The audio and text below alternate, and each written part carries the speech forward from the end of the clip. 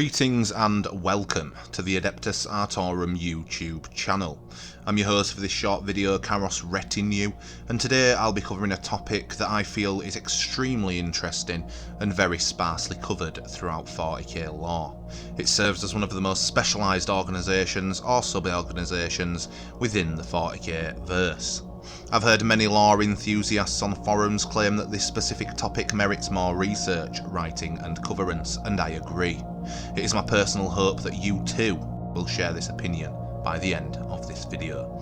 So without further ado, let's get into it. Within the bounds of the Imperium, secrets are truly the only factor to consider when in question of how in 40,000 years of human history we haven't managed to destroy ourselves sooner. Secrets, though perpetuated through lies, have been the only long-standing preventative to the extinction of mankind in the 41st millennium, be it at the hands of technologically advanced xeno races, or at the hands of our own corruptibility and susceptibility to the ruinous powers of chaos.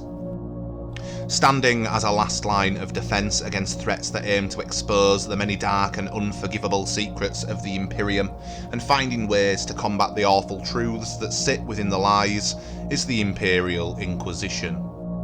Within the Inquisition, the most tactful of liars, strategists, killers and other skilled undesirables make up its many orders, with the only true necessary trait to have at their core being the ownership of an inquisitive mindset. An Inquisitor is said to have unparalleled authority when compared to the station of most ordinary humans, like the Astra Militarum or Hive citizenry, and it is often said that they speak with the authority of the Emperor himself. Now, the question I would then ask would be, then who polices or refuses members of the Inquisition with the knowledge that they virtually speak with the authority of the Emperor himself? And the simple answer actually is, quite a lot of Inquisitors do find themselves being questioned by many figures in the Imperium that deem themselves as their betters. The obvious ones being the High Lords of Terror, in which seem to constantly exist in a state of stalemate with the Inquisition as to which organisation holds the higher authority.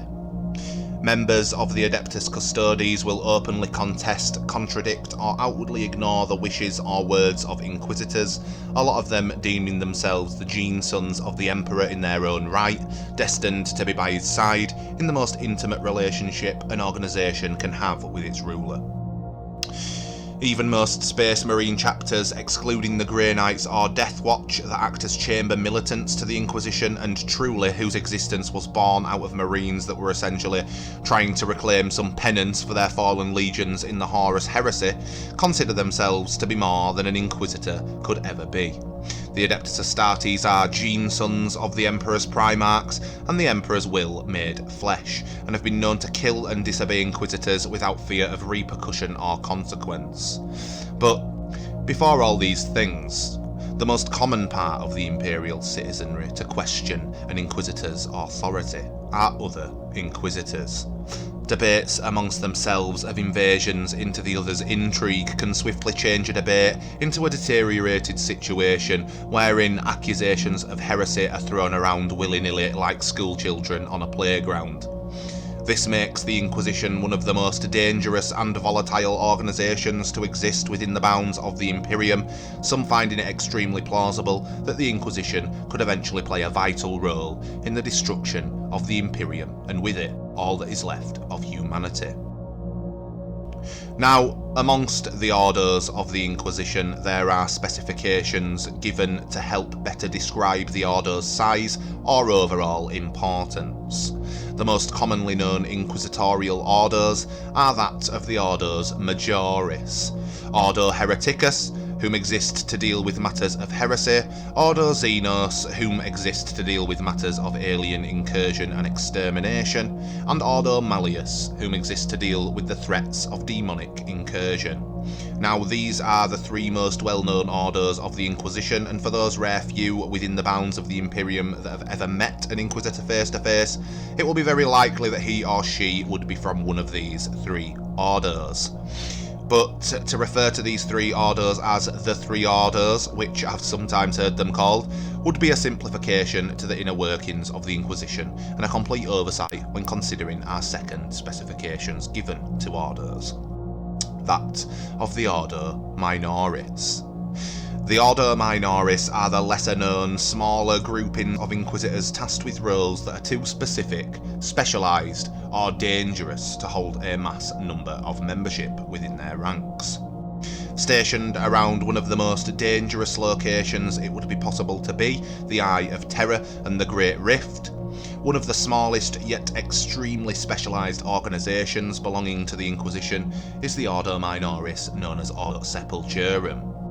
This grouping of the Inquisition is dedicated to the investigation of a very specific threat, the Curse of Unbelief, better known as the Zombie Plague. Now, for those of you who don't know what the Zombie Plague is, essentially, it's a warp-borne disease that is way beyond human understanding, being that it doesn't follow any physical or biological pattern. Instead, this disease targets those who have lost their faith or are consumed by the weight of despair, locked in a grueling, miserable existence. Unfortunately, the majority of the Imperial populace very easily fit into this category and add to this number. The plague changes the appearance of a man into what could only be humanly described as a zombie, a lifeless, ghoulish husk of a creature with no life force left, nor enough faith in the Emperor's light to continue in his service, a heretic for certain. It's worth mentioning here that most 40k enthusiasts, at least 90% of the time, would associate an affliction like this to the Chaos God Nurgle, but it is made obvious to us through source materials and other means that other Chaos Gods could use the plague too, but obviously a variation of it is favoured and used by Nurgle. This variation is categorised as the Nurgle Zombie Plague, and is still extremely relevant to the Ordo Sepulturum's purpose.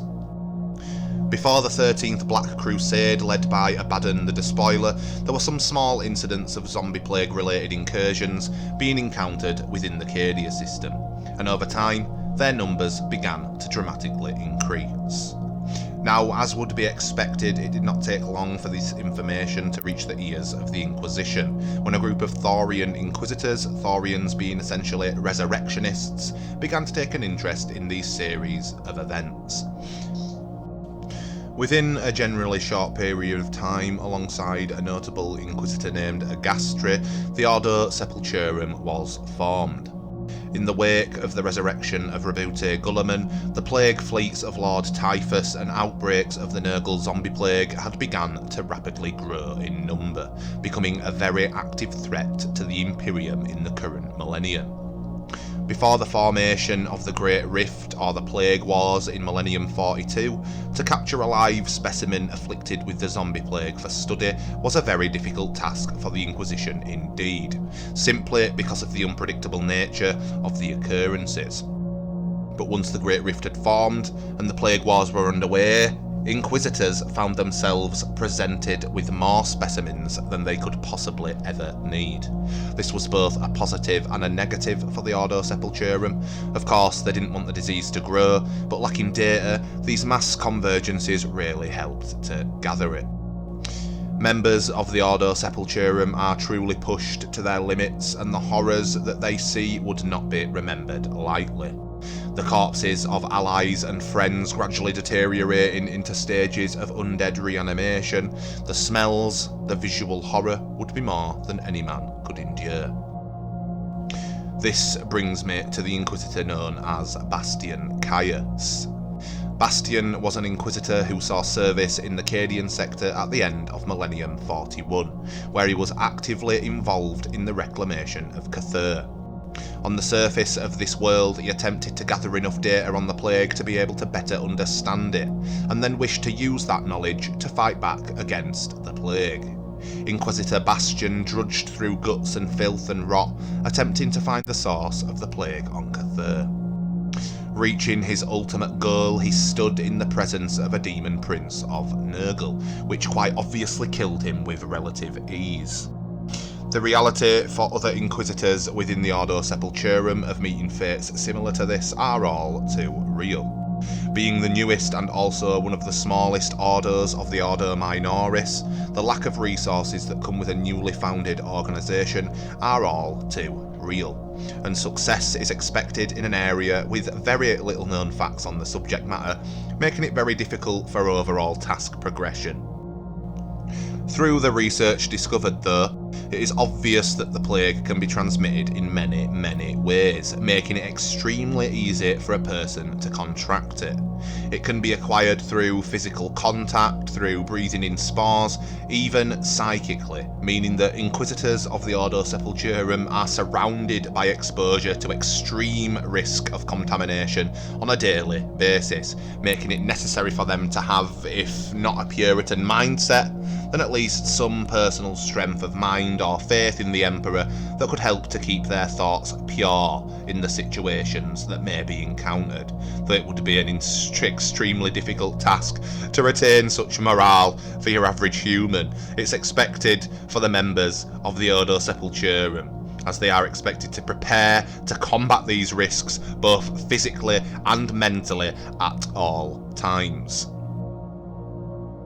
Frequently encountered on the journey of an Ordo Sepulturum Inquisitor would be what they could only describe to themselves as fallen angels. Husks of the Emperor's will turned heretic, wearing desecrated armour, relics of humanity's past failings. Decayed and diseased, to any who would stand before these abominations, the description is not pleasant. I'm talking, of course, about the dreaded Death Guard Legion.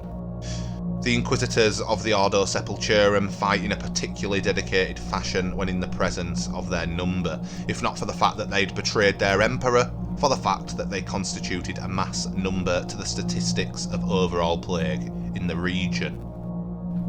Much more rare, but also of major interest to the Ordo Sepulturum, is the Obliterator Tech virus, another rare chaos-born contagion that allows for the psychic manipulation and melding of technology. Now, when I say melding, I quite literally mean just that.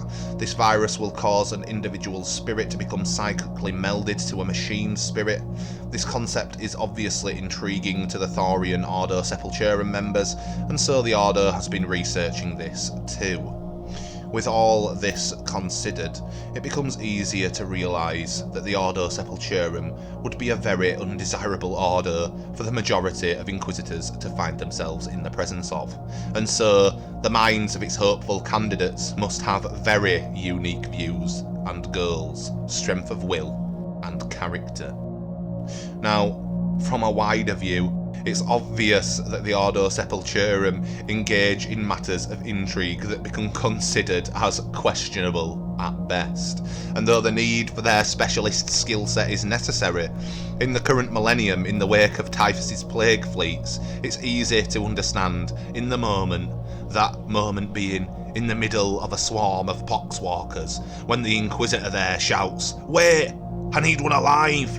why most other Puritan Inquisitors or Imperial servants could for a moment consider that heresy is taking its hold of him.